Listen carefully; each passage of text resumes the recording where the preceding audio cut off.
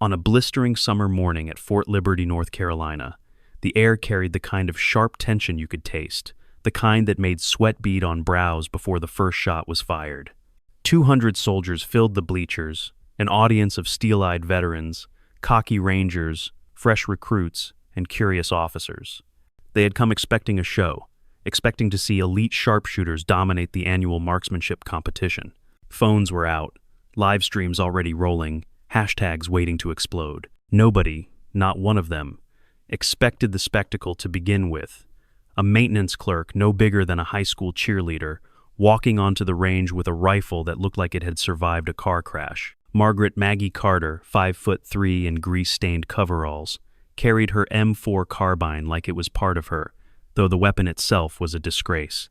Duct tape wrapped around the stock, rust scars creeping up the barrel, a long fracture splitting the handguard like a wound that never healed. It didn't belong on a competition line. It barely belonged in a scrapyard. And that was exactly why the crowd erupted in mocking laughter. "Get that piece of trash off my range!" Sergeant Marcus Reynolds's voice cracked like a whip, his towering frame visible even from the bleachers. The crowd roared, egging him on, enjoying the humiliation like it was part of the entertainment. "Did maintenance raid the junk pile?" another ranger shouted, and Sergeant Madison Hayes's cruel laugh cut through the air like broken glass. Phones zoomed in on Maggie's trembling hands. The tremor was obvious, her fingers shaking so hard the rifle seemed to quiver with her heartbeat. It looked pitiful.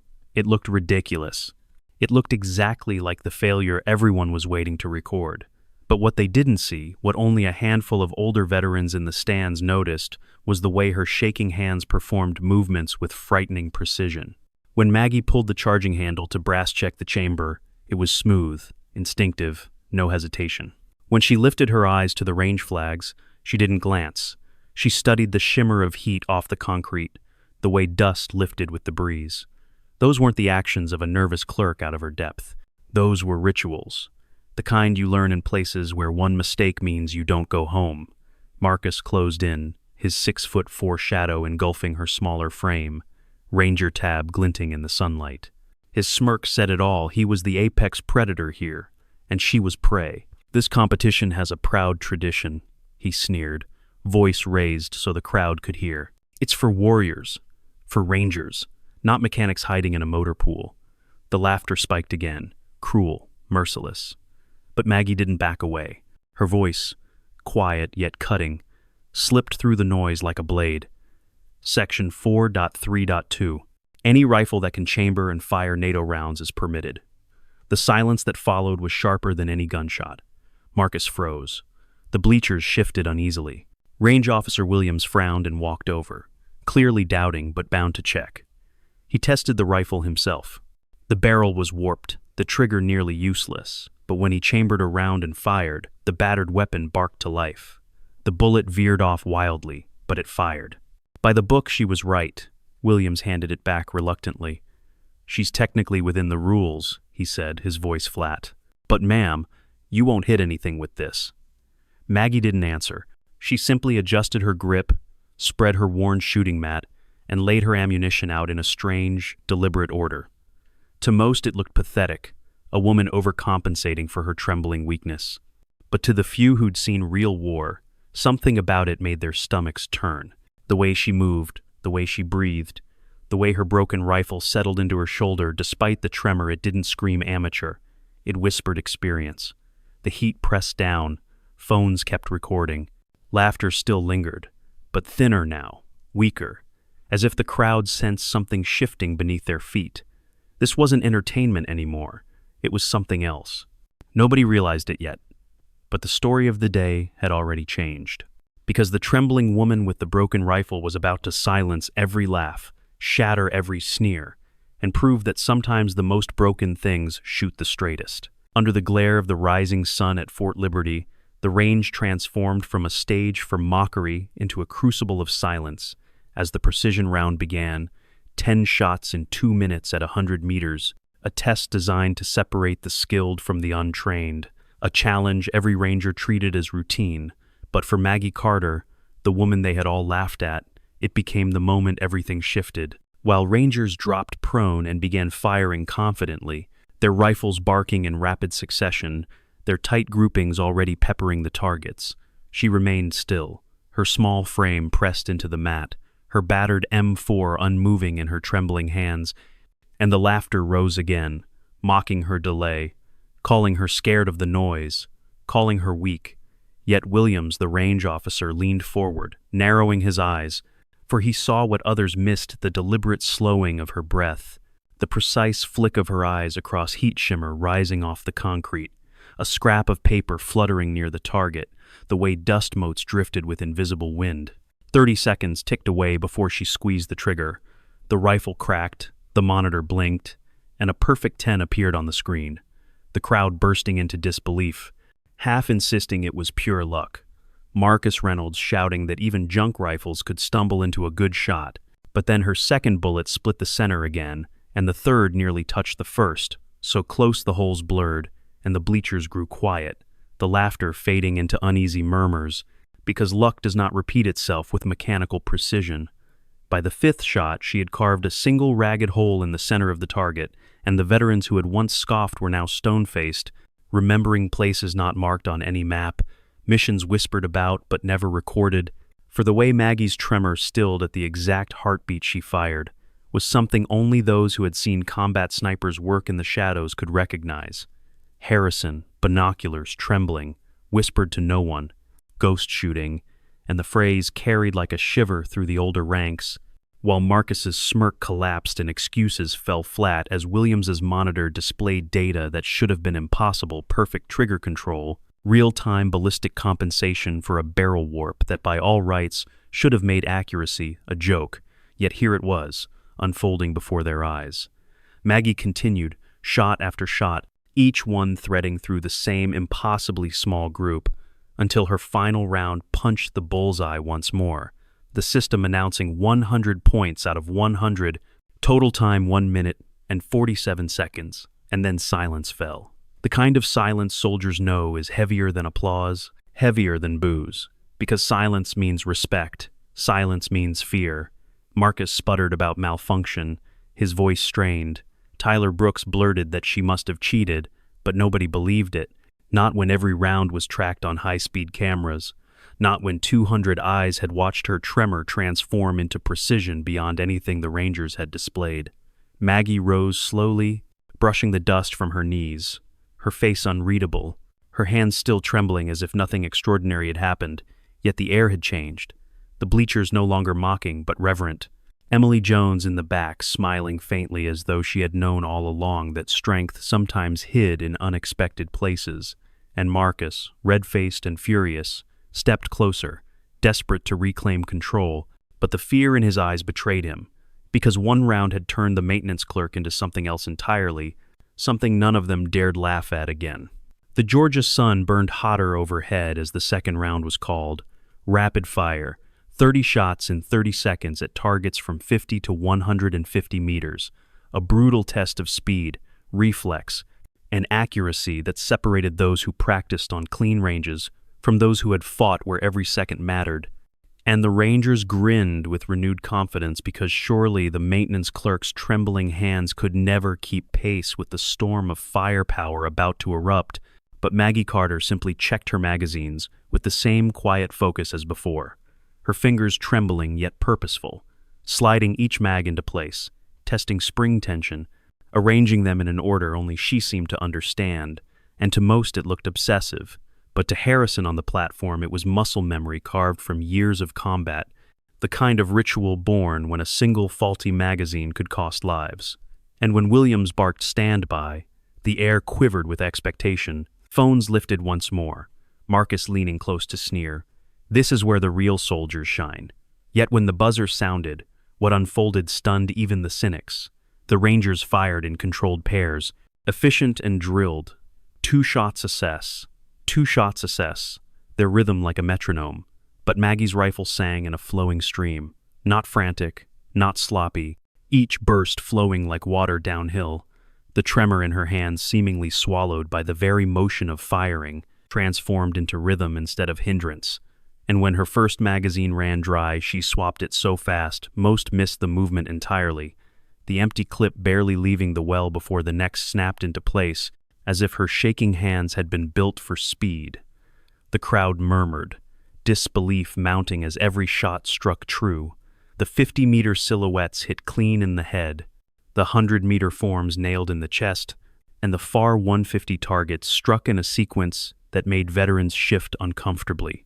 Pelvis, center mass, head, the unmistakable pattern of a kill sequence drilled into special operators, not something learned in maintenance bays. And by the time she fired her 30th round, the clock still showed 3 seconds left, every single bullet landing exactly where it should, 30 shots, 30 hits, devastatingly efficient, impossibly precise, the silence heavier than in the first round, because this was no fluke, no lucky string, it was combat memory on display.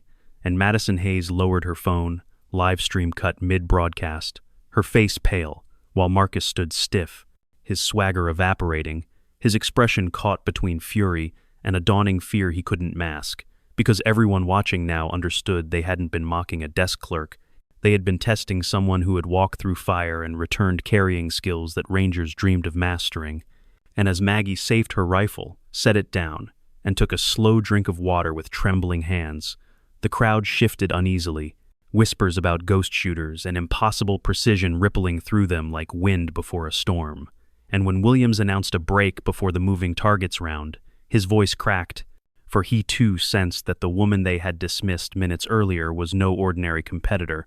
She was something else entirely, something that unsettled even seasoned soldiers, and though no one dared speak it aloud, the realization hung in the air like smoke. Maggie Carter was about to dismantle everything they thought they knew about weakness and strength. The break ended under a heavy silence that felt nothing like the rowdy noise from an hour earlier, the Rangers shifting uneasily, the crowd restless, phones held high not for comedy but because they sensed something rare unfolding before them. And when Williams called the third round moving targets, 60 seconds, random appearances between 50 and 200 meters, the air itself seemed to pause, because this was the phase designed to mimic combat, where nothing stayed still, where threats darted and vanished. And even elite shooters struggled to keep pace. But Maggie Carter, small in stature with hands that refused to stop trembling, stepped forward as though she had been walking toward this moment all her life, adjusting her battered rifle with the same quiet composure that had already shattered expectations twice before, and the crowd leaned in, hungry, afraid, uncertain. The first target popped left to right at 75 meters, a clean slide across the range. Rangers tracked smoothly, multiple rifles barking at once, their bullets tearing the paper. But Maggie didn't track at all. She aimed at empty air, fired once, and the target walked into her bullet, collapsing center mass in less than 2 seconds. And the murmur that rippled through the bleachers was unlike the laughter earlier. It was disbelief turning into awe. The second target sprinted farther out at 150, faster, harder. Her rifle cracked once and it dropped. Then came two simultaneously, one close, one far, each darting at odd angles. She fired twice so quickly it sounded like one note, both falling before most shooters had even reacquired their sights. Silence spread, punctuated only by the staccato of the other competitors still trying to finish their sequences, their shots landing but with the kind of scatter that marked solid training, not mastery, while Maggie's every shot seemed to predict the future. She didn't follow targets, she anticipated them, her mind calculating paths and velocities faster than her body could tremble, each bullet waiting exactly where the target would be. By the time the final silhouette darted into view, weaving behind a barrier with only a sliver exposed, the audience held its breath, and Maggie squeezed off a single round that punched through the cover and found the hidden mark. The scoring screen flared with a perfect record, every target neutralized in 37 seconds, a feat so far beyond the competition's history that even Williams stared slack-jawed at his monitor, whispering numbers he didn't believe.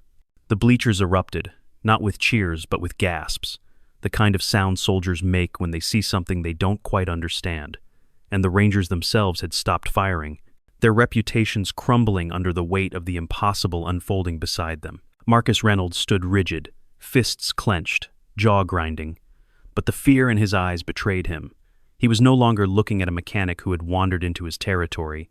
He was staring at something older, darker, a ghost of battles he couldn't comprehend. Harrison on the platform gripped the railing, whispering again, "Ghost pattern." And veterans near him shifted uncomfortably, because the phrase wasn't just myth, it was legend, and they were watching it come alive. Maggie lowered her rifle, trembling hands visible again now that the shooting had stopped, her calm face unchanged. But the crowd knew whatever weakness they had mocked, whatever story they had told themselves, it was gone, replaced by a truth far harder to swallow. The maintenance clerk with the broken rifle had just performed the impossible for the third time, and the legend of Ghost Squadron, thought buried in classified files and war stories, had returned to life before their very eyes. The crowd was still buzzing from the impossible precision of the moving targets when Marcus Reynolds, his pride in tatters, decided to claw back dignity the only way he knew, by force. His voice, loud and desperate, cut through the murmurs. "What about a little hand-to-hand maintenance? Show everyone you're more than a lucky trigger pull." It wasn't part of the competition, not even remotely sanctioned, and Range Officer Williams immediately tried to shut it down. But Marcus pushed past, looming over Maggie with a grin that felt more like a snarl, playing to the crowd that had once cheered his every word but now stood in uneasy silence. He stripped down to his t-shirt, muscles flexing, tattoos of ranger crests and mottos stretched across his arms like armor, a living reminder of his status, his power, his years of combat training. Maggie said nothing at first. She placed her battered rifle on the bench with deliberate care, trembling fingers precise as they always were when steel and memory intersected. Then she looked up at Marcus, her voice low, even, and carrying, "I didn't come here for this, but if you need it, I'll oblige." The crowd gasped, because no one expected her to accept. A circle opened in front of the bleachers, the air electric with tension, soldiers shifting in their seats, unsure if they were about to witness a massacre or another miracle. Marcus squared his shoulders, bouncing on the balls of his feet, every inch the predator preparing to crush prey. Maggie didn't square up, didn't bounce or stretch or strike a pose. She just stood there, small, trembling, hands loose at her sides. Then Marcus charged. His bull rush was the same one that had ended dozens of sparring matches in seconds, sheer size and force overwhelming smaller opponents. But Maggie wasn't there. At the last instant, she slid aside, a subtle step that used his momentum against him, and as he stumbled past, she brushed his elbow with the lightest touch, just enough to send his charge into a near fall. Laughter rippled nervously, but not at her, at him.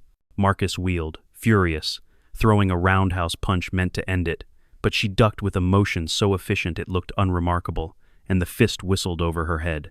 "Stop dancing and fight!" He spat, lunging again with tighter jabs, crosses, using his reach advantage, pressing her back. She yielded ground in a slow circle, her trembling hands still loose, her footwork perfect, her eyes unblinking. Then luck, or what he thought was luck, gave him an opening. A feint left, a cross right, and his fist grazed her shoulder, spinning her slightly. Sensing victory, Marcus seized her shirt, yanking hard to leverage a throw. The sound of tearing fabric cracked louder than any punch, ripping down the front of her plain brown t-shirt, and that was when the entire range froze. Across her chest, stark and black, inked with precision and pain, spread a massive eagle, wings wide, talons clutching a sniper rifle. Its hollow eyes stared out like ghosts of the dead. Each feather carried an initial 6 in total, etched with reverence. Beneath the eagle, words cut in military lettering, "Death from above," and under that, smaller but unmistakable, "Spectre Squadron." Nunquam oblitus, never forgotten. Gasps rolled through the crowd like shockwaves. Veterans stiffened. Officers went pale. Harrison whispered hoarsely, "Ghost Eagle," and others echoed it, the phrase spreading like a secret long buried, erupting into daylight. Marcus's grip went slack, his face shifting from triumph to horror, because every ranger had heard the stories. Spectre Squadron, the team that never failed until Operation Blackout, where 6 went in and 1 came out. That one was supposed to have died. Yet here she stood, trembling hands, broken rifle, and the tattoo of ghosts. Colonel Hayes stepped forward, his voice shaking with the weight of revelation. "Master Sergeant Margaret Carter, Ghost 01, I thought you were dead." The bleachers erupted, not in laughter, not in applause, but in stunned silence, so complete you could hear the cicadas buzzing in the heat. Marcus stumbled back like he'd been struck, the predator now reduced to prey in the eyes of his own men. Madison Hayes's phone slipped from her hand. Tyler Brooks and Derek Shaw exchanged pale, frantic glances, because they knew what this meant. Maggie pulled her torn shirt closed, her voice calm, steady, final. Thompson died that day. I'm just maintenance now. But the crowd already understood the ghost had returned, and everything they thought they knew about her, about weakness, about strength, had just been burned to ash in the Georgia Sunday. Under the blistering sun of Fort Liberty, the range that only hours ago had been a playground for mockery now felt more like a tribunal, every eye fixed on the small woman whose torn shirt revealed an eagle tattoo inked in grief and fire, the unmistakable crest of Spectre Squadron, and silence pressed down so heavy it choked the air, because in that instant every ranger, every recruit, every officer present realized the joke had been on them, that the trembling maintenance clerk they mocked was not a desk jockey, but the survivor of a legend buried in classified files. Colonel Hayes was the first to find words, his voice ringing out with a weight that cracked through the stillness. Master Sergeant Margaret Carter, Ghost 01. I thought you were dead. Gasps rolled like a wave across the bleachers. Marcus Reynolds staggered back, pale and sweating. Madison Hayes dropped her phone and stared wide-eyed, and Derek Shaw's lips pressed tight as if holding back something darker. Maggie closed her torn shirt with one trembling hand, her face calm, her voice quiet, steady, devastating. Carter died that day. I'm just maintenance now. But her denial only stoked the fire, because the crowd had already tasted the truth, and once tasted, it could not be untold. The silence shattered when Captain Sarah Kim, the judge advocate officer who had been sitting quietly in the crowd, finally stepped forward, her insignia flashing under the Sunday. Sergeant Carter, she said, her tone sharp but not unkind. For months I've been investigating Operation Blackout, the mission where Spectre Squadron fell. I traced encrypted communications, unusual bank deposits, irregularities no one wanted to face.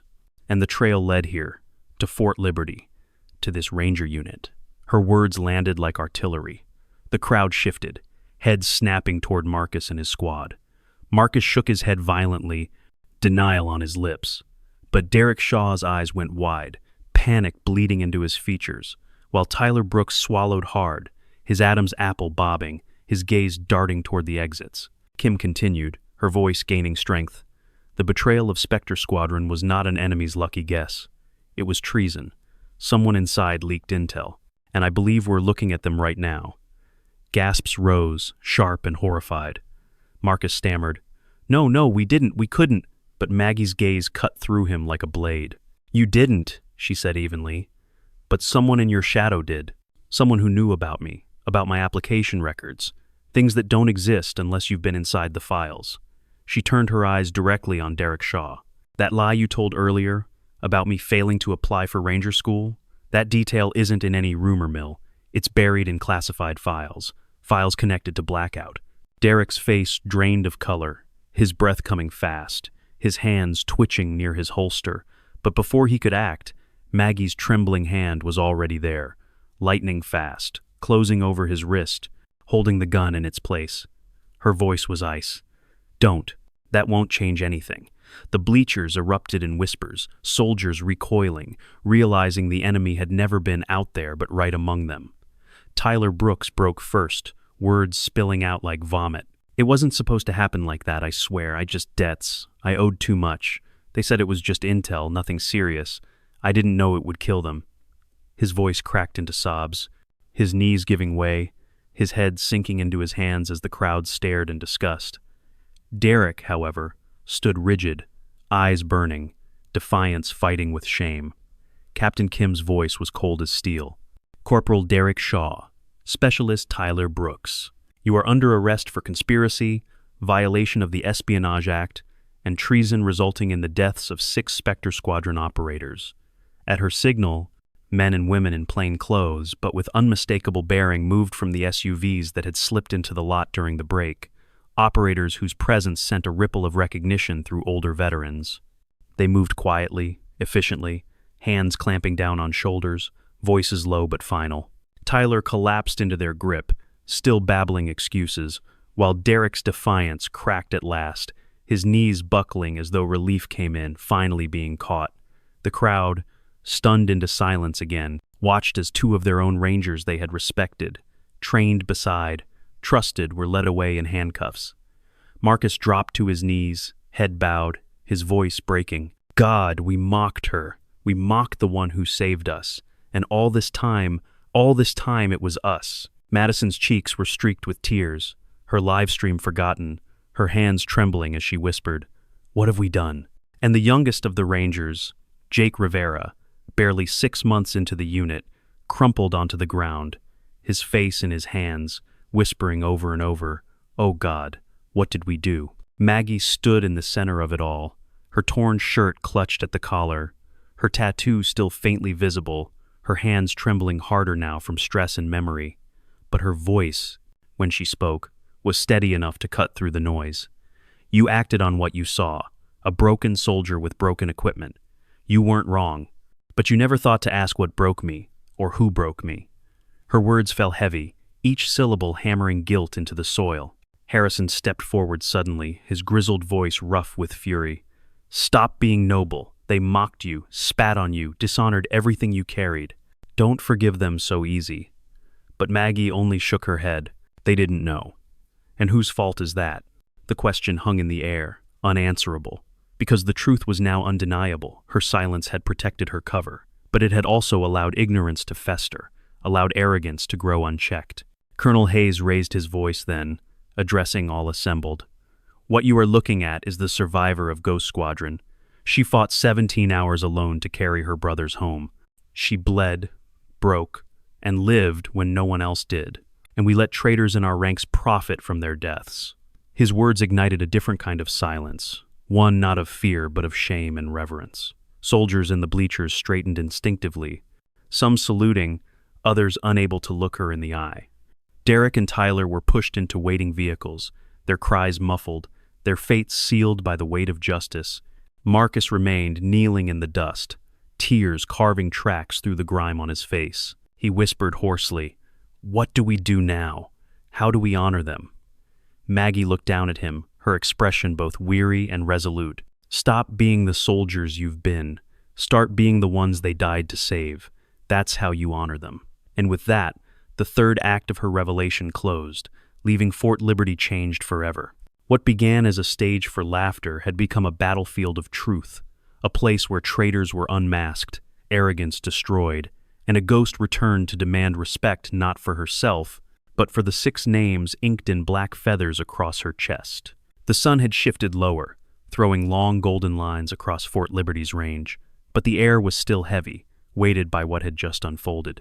The revelation of betrayal, the arrests, the silence of men who thought themselves unshakable now left trembling.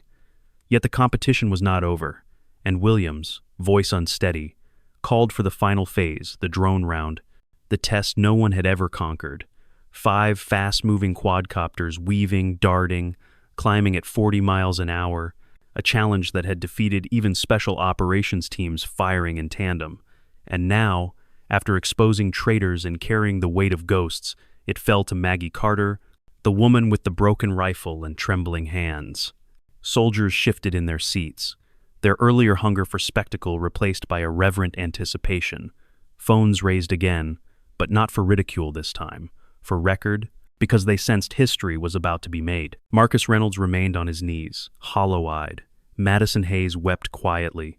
Jake Rivera sat hunched like a child, and only Emily Jones, the youngest private who had tried to defend Maggie from the start, leaned forward with a faint hope shining through her fear. Maggie pulled the duct-taped M4 into her arms, checked the chamber with that same smooth ritual that no tremor could spoil, and then she rose, for the first time all day choosing not to lie prone, not to build elaborate rests of bags and boxes, but to stand upright in the open sun, small against the horizon, fragile in appearance but steady in purpose. "Final round," Williams announced, his throat dry. 5 drones, evasive pattern, 45 seconds. The machines whirred to life, lifting into the sky like angry hornets, and immediately began their dance, zigzagging unpredictably, diving behind barriers, climbing in sharp arcs, their rotors slicing the air in high-pitched screeches. The Rangers, even those no longer competing, instinctively tracked them with their eyes, muttering how impossible it was. Maggie simply breathed, her hands trembling visibly as she raised the battered rifle, the barrel warped, the stock taped, everything about it wrong, yet everything in her bearing right. The first drone streaked left to right, high and fast. One shot cracked, and it exploded mid-air, raining fragments. The second dove low toward the earth, juking erratically. She fired again, single, precise, and it cartwheeled into the dirt. A gasp rippled across the bleachers. The third darted behind a barrier, its body hidden, only slivers of rotor visible. And still she squeezed the trigger, trusting instinct, and the bullet punched through the wooden screen, the drone shattering in a burst of sparks.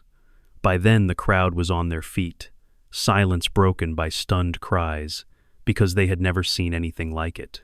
The fourth and fifth drones came together in a coordinated weave, one high, one low, crisscrossing to confuse the eye. But Maggie's rifle barked twice so quickly the shot sounded as one, and both fell simultaneously, crashing in spirals of smoke and dust.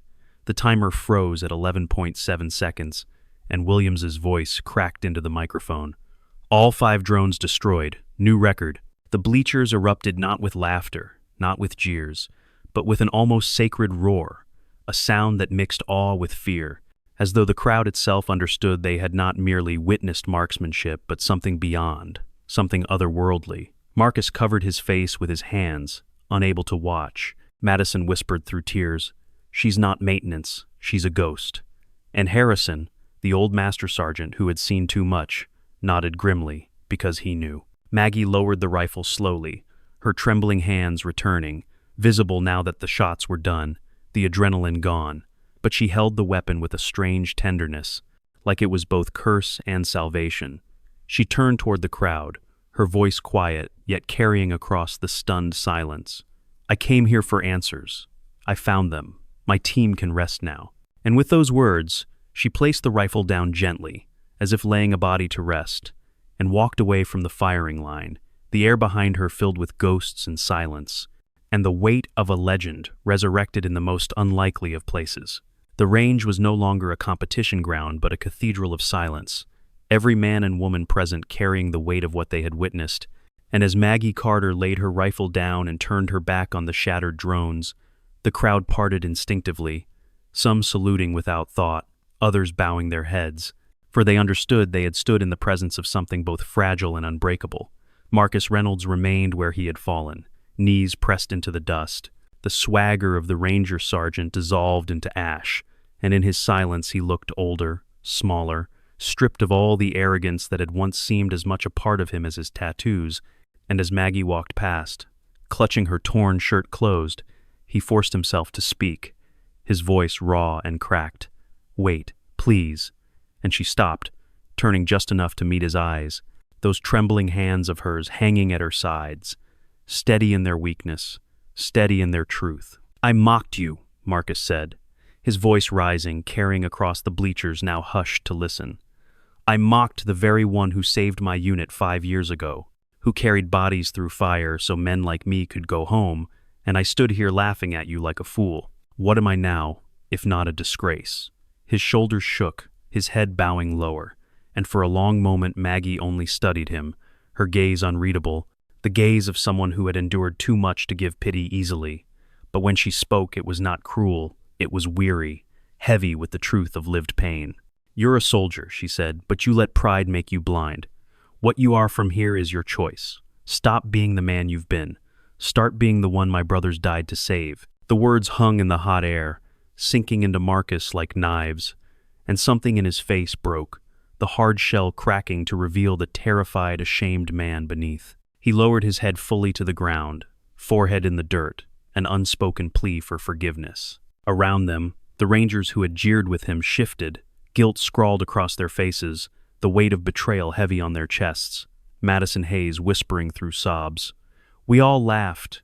We all joined in, while Jake Rivera, the youngest, broke into open tears, muttering that he had only followed the others, desperate to belong, never realizing what cruelty he was feeding. Harrison, the old master sergeant, finally spoke, his voice like gravel dragged over stone. "You dishonored her, but worse, you dishonored yourselves. The uniform means nothing without respect." The crowd listened, the words pressing into their hearts like judgment. Colonel Hayes, his face drawn, added solemnly, "What happened here will be remembered, not because a maintenance clerk shattered records, but because the truth of who she is revealed the truth of who you are. That shame will follow you unless you change." And Marcus, lifting his head, tears streaking through dust, looked at Maggie with hollow eyes and whispered, "How do I make it right?" She stood in silence for a moment, then reached into her bag and pulled free a single bullet, scratched and weathered, one she had carried since Blackout, a relic of fire and blood. She held it out, and when Marcus took it with shaking hands, she said softly, "Carry it until you're worthy of putting it down." His head bowed again, clutching the small piece of brass as if it weighed more than his soul, and for the first time since the morning began, the Rangers stood, not as kings of the range, but as men humbled before the ghost of what they had mocked. Around them, soldiers whispered, realizing the lesson was not about marksmanship but about dignity, that broken hands could carry more honor than steady ones if the heart behind them refused to yield. Maggie walked on, disappearing toward the parking lot, leaving Marcus and his squad in the dust of their shame, but her words lingered like an order written in fire. Change, or forever live unworthy of the lives sacrificed for yours. And in that twilight hour at Fort Liberty, Marcus Reynolds understood that redemption would not come easy, but it would come only if he buried his pride and rose as a man shaped by humility, a man worthy of the ghosts who had bled for him, and the range, still echoing with silence, seemed to hold its breath as if waiting to see whether he and his rangers would rise to that impossible standard or crumble under the weight of their own dishonor. The heat of the day had begun to fade, long shadows stretching across Fort Liberty, yet the silence that lingered over the range was heavier than the sun ever could be, for what had unfolded had torn through arrogance, exposed betrayal, and reshaped the hearts of every soldier who had borne witness. Maggie Carter, her torn shirt clutched together, walked toward the parking lot as if carrying the ghosts of her fallen brothers with every trembling step. And though the crowd parted in reverence, though salutes rose like a tide of unspoken apology, her face remained unreadable, her body weary, her purpose already moving elsewhere. But before she could leave the field behind, a voice called out small, uncertain, yet firm in its courage, "Ma'am." And there stood Private Emily Jones, the youngest among them, the only one who had dared speak for her when the mockery was loudest, her uniform too new, her boots still stiff, but her eyes bright with the conviction of someone who had glimpsed a different kind of strength. Maggie paused, meeting her gaze, and for a moment neither spoke, the crowd holding its breath, because they understood instinctively that this was not another confrontation, but a moment of passing something far greater. Emily swallowed, her voice breaking but determined. "Thank you for showing us, for teaching us what real strength is, for proving that being broken doesn't mean being weak." Maggie studied her in silence, those trembling hands at her sides twitching with memory, and then slowly, she reached into her bag, fingers closing around something small and worn, pulling free a scratched, weathered challenge coin, the emblem of Spectre Squadron etched into its face, the eagle clutching a rifle, the motto still visible despite years of wear, "Nunquam oblitus," never forgotten. The crowd leaned forward as Maggie pressed it into Emily's palm, her voice soft but carrying across the field. "Hold on to this. Remember that strength isn't measured in swagger or silence, or in steady hands. Sometimes the strongest thing you can do is stand when everyone else stays quiet. You did that today." Emily's eyes widened, her breath catching as though the coin weighed more than iron, as though it carried the souls of 6 warriors with it, and tears brimmed as she whispered, "I don't deserve this." Maggie shook her head gently, her tired smile cutting through the heat. "None of us ever deserve it. We just carry it until the day comes when someone else must." The words hit the crowd like scripture, a truth they hadn't realized they were waiting to hear. And for the first time since the morning began, hope crept back into their faces, not the cheap pride of competition, but the quiet hope of men and women who understood they could change. Emily clutched the coin against her chest, shoulders squaring with a strength borrowed from Maggie's ghosts, and in that moment the torch was passed, not in ceremony, not in rank, but in the silent transfer of responsibility from one scarred warrior to the next generation. Around them, Marcus remained kneeling, his head bowed. Madison wiped her tears with shaking hands. Jake Rivera stared at the ground as though searching for a way to start again, and Colonel Hayes's eyes glistened despite the sternness of his jaw. Maggie gave a final nod, her voice so soft it barely carried, yet etched itself into every ear. Remember, never forgotten. Then she turned and walked away, her trembling silhouette framed by the dying light, the legend of Spectre Squadron alive again, not in her alone, but in the hands of a young private holding a coin like a promise, and the crowd, still hushed, understood that this was no ending at all but the beginning of something larger, a reminder that ghosts never truly leave when their lessons live on. And Fort Liberty, scarred by shame and reborn through truth, would carry this day forever in its bones. Night came softly to Fort Liberty, the kind of southern night that folds itself around concrete and pine in warm, humming layers. And by the time the last whispers died along the bleachers and the range lights clicked off one by one, Maggie Carter had already slipped past the motor pool and out the west gate, the battered maintenance pickup grumbling beneath her as if it too carried ghosts. The road unspooled in a ribbon of sodium orange, and in the cab the only sounds were the rattle of a toolbox and the quiet click of her breathing brace with each shallow inhale. And when she reached the edge of town, the world felt small again, gas stations glowing like lighthouses, a diner with 3 cars out front, a pawn shop that never closed small enough that a legend could disappear into it without leaving a ripple. In her apartment, a square of quiet 2 floors up from a laundry room that always smelled faintly of bleach, she placed the broken M4 on the kitchen table as tenderly as if laying a body down, then peeled off the torn shirt and changed into a plain gray tee, the eagle tattoo hidden once more beneath cotton and resignation, and stood a long time at the sink with the tap running, watching water spiderweb across her scarred knuckles as if trying to rinse the day out of them, knowing it never really leaves. It only settles deeper into the bones. The room hummed old fridge, soft whir of ceiling fan, distant throb of helicopters running night drills, sounds that once pulled her into darkness, now sitting in the air like familiar furniture, and she let them pass through her without clenching, a small victory earned by years of therapy and nights talking herself back from the edge. She toweled off, brewed bad coffee, and sat at the table across from the rifle, the 2 of them like veterans at a wake, not speaking because there was nothing left to say. And when her phone buzzed, she ignored it. Then it buzzed again, the screen lighting the room with a cold blue square.